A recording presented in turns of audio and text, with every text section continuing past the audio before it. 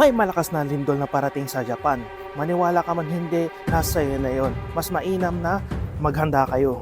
Kaya ito, ready na ako. Kita nyo naman sa inyo, sunod-sunod ng paglindol sa Japan. Sa Ibarakigan, almost 2 beses. At iba pang mga parte ng Japan. Tapos ito naman sa may Kagoshima. Ikaw, meron ka bang emergency bag o meron ka bang tinatawag na evacuation bag? In just in case man lang na magkaroon ng lindol o kailangan mong mag-evacuate. Share ko lang sa'yo, meron ako isang case ng tubig doon at isang case ng mugicha.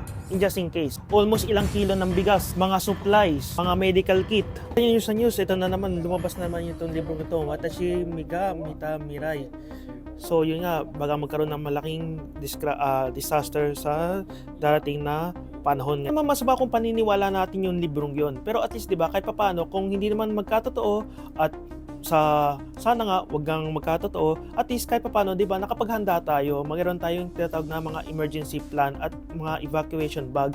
Kasi alam naman natin dito sa Japan ay talagang madalas lumindol. So payong kaibigan ko sa iyo is kahit pa paano, magkaroon ka ng emergency bag, di ba? In just in case lang naman talaga. Nagawa ko ng follow-up story video tungkol sa mga emergency supply ko.